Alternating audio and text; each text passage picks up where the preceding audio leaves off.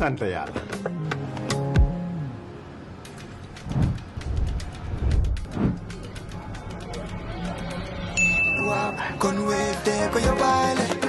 looy xaar utal Wave nga scan nga fay te nag doo ci yokku dara.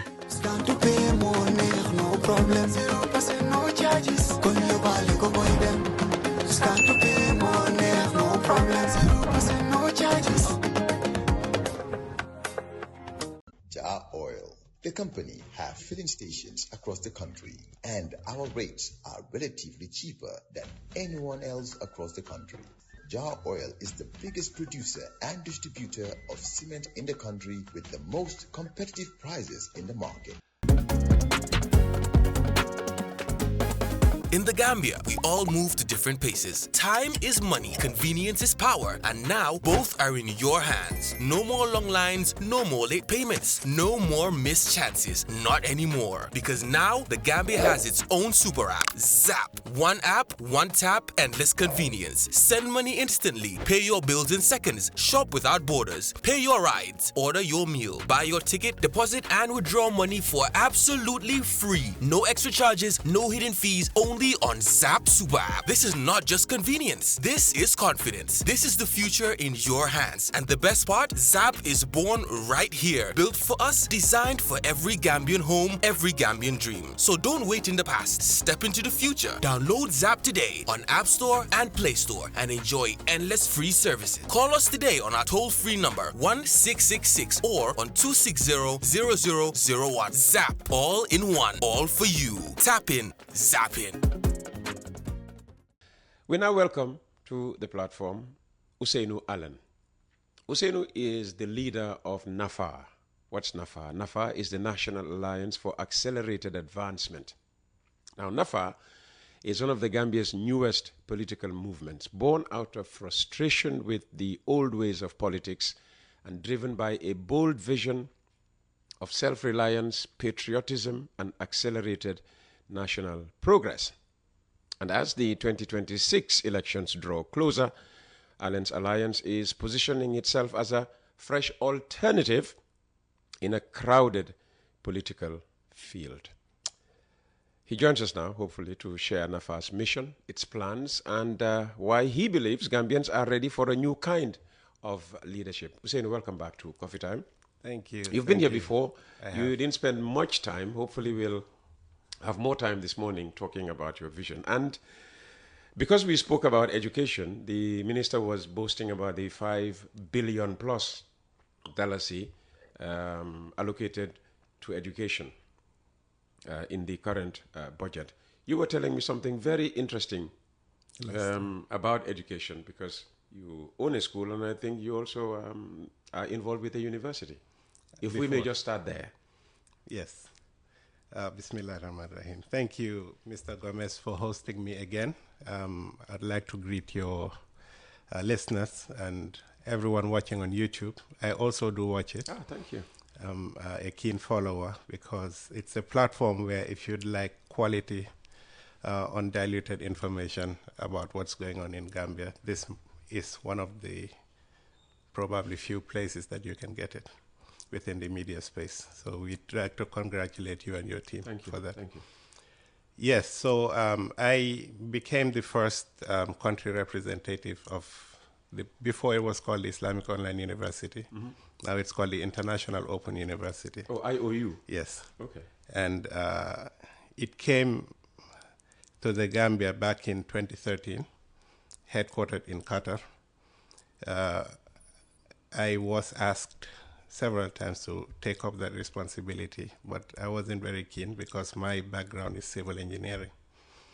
But within civil engineering, you do also learn management. And with the skill of management, you are usually very transversal. You could touch on many disciplines. And from 2013, I set up the office.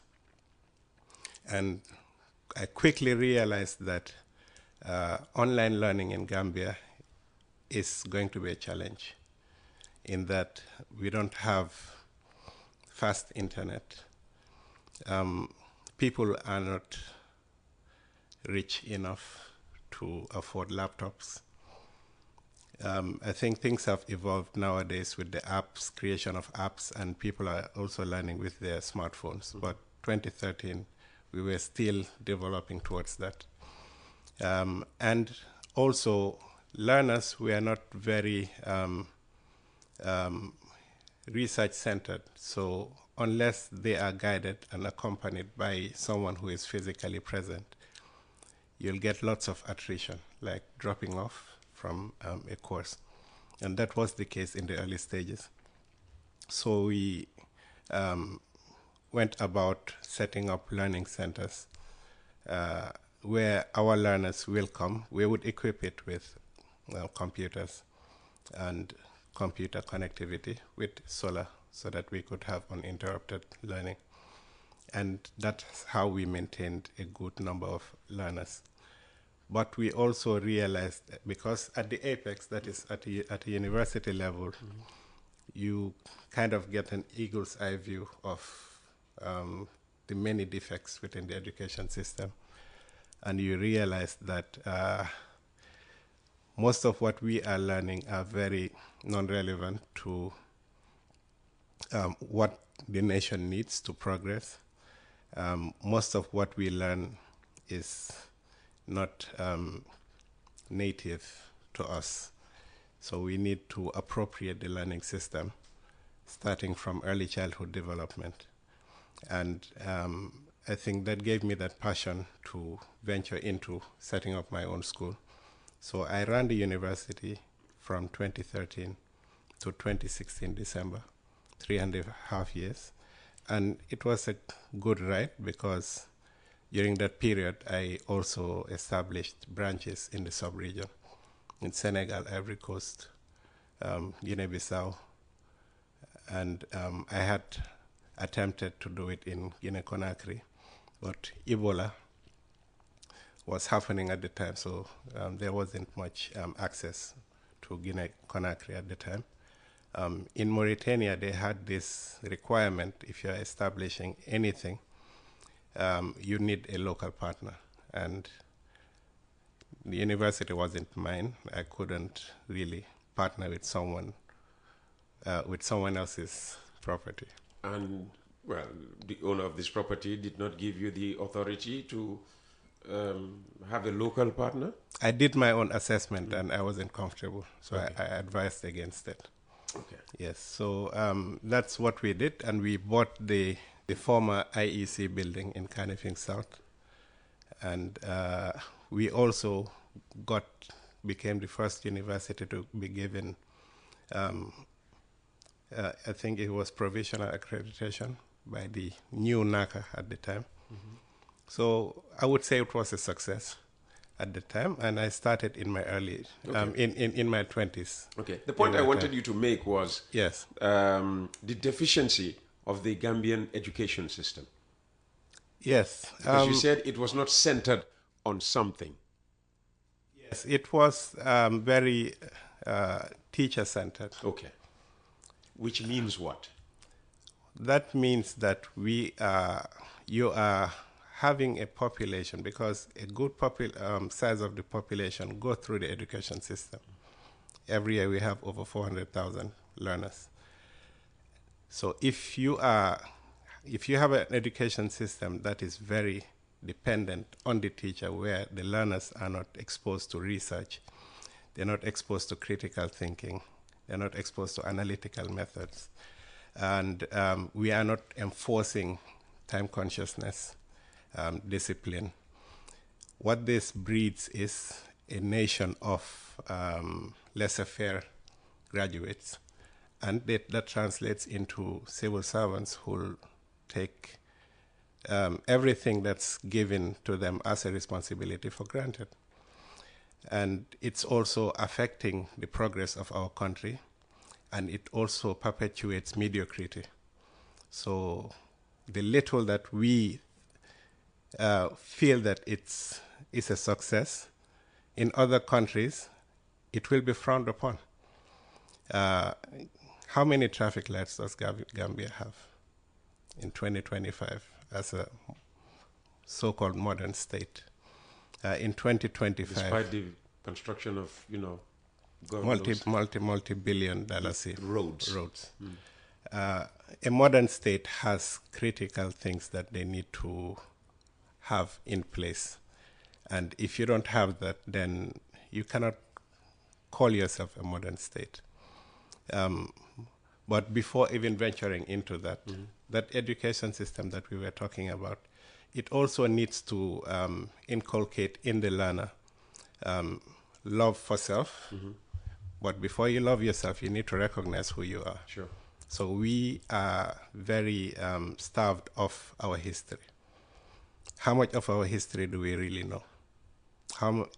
Should we have made it mandatory for every learner as a, let's say, as a project to come with at least 3 or 4 of their grandfathers from their mothers and their fathers' side, because it can now help them know their history, where they came from. Okay. The reason I wanted us to start with that, you made a very good point.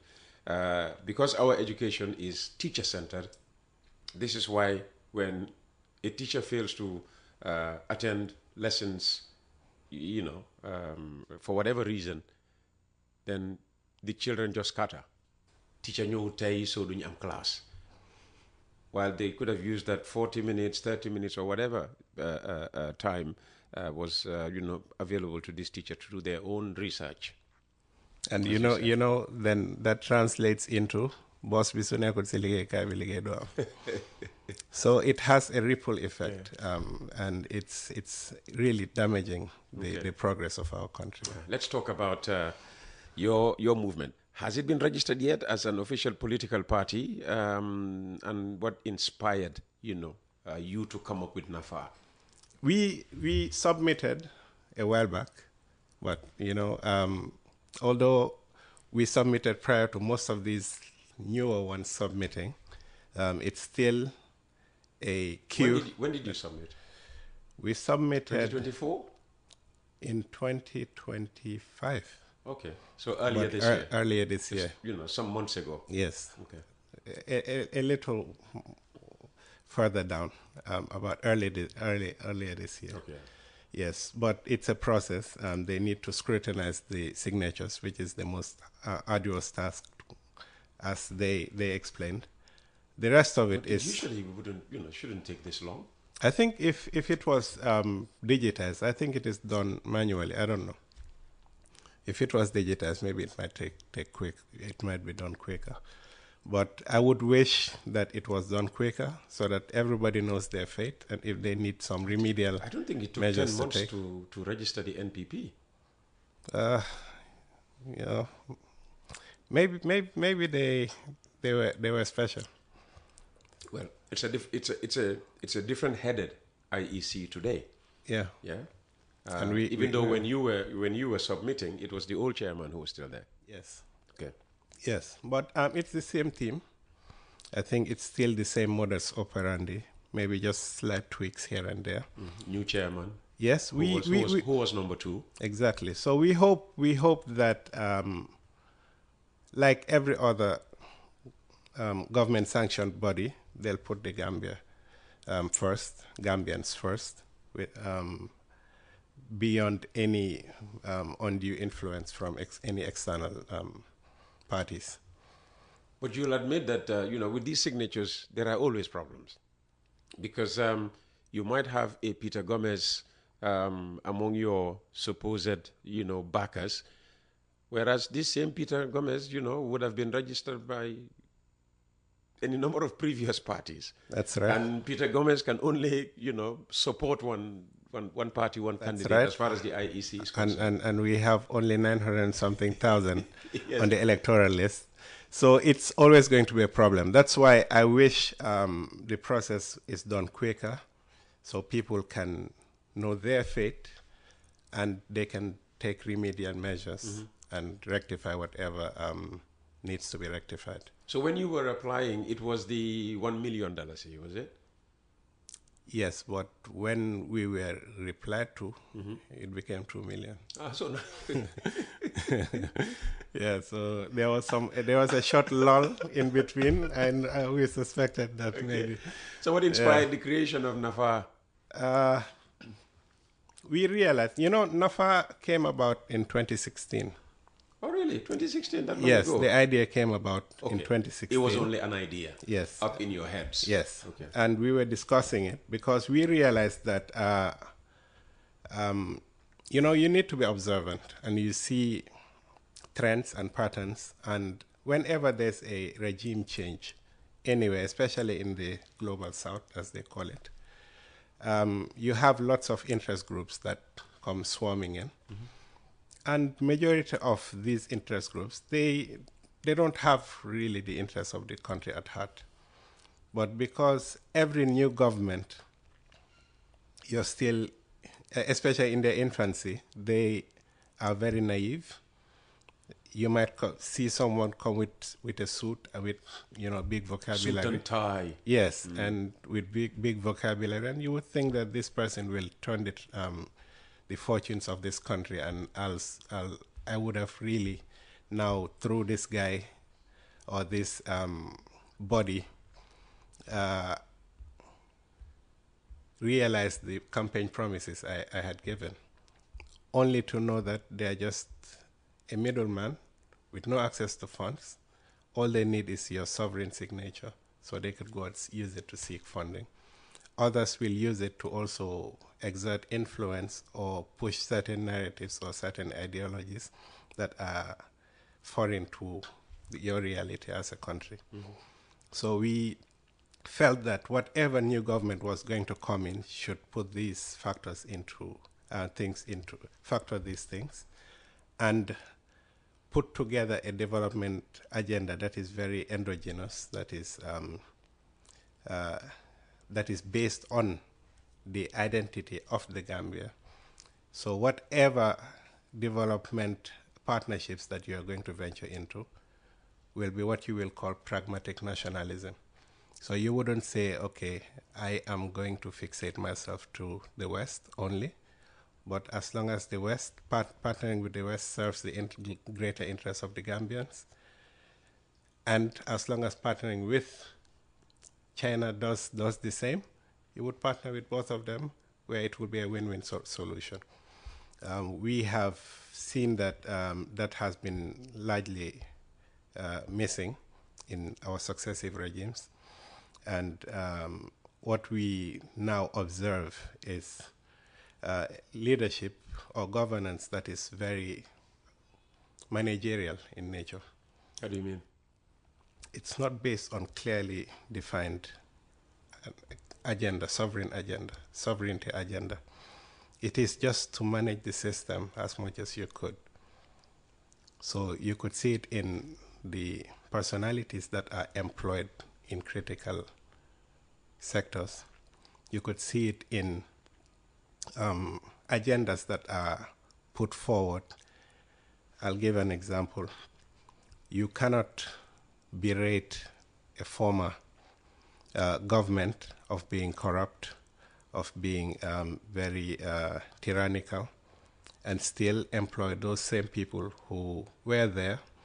I'm not accusing them, but I'm observing what was said prior to coming into power and what was done post assuming power, where people were berated for supporting tyranny, people were berated for being corrupt, and those people are holding strategic sovereign sectors within the government and running it, and the whole population now is dependent on these people. And where those people, you refer to now, aiders and abettors of all the tyranny and the corruption and whatever that happened during the 22 years of the former dictator. According to the people who assumed power. Okay. They branded them such. Yeah, they branded them such, but now are happy to work with them now.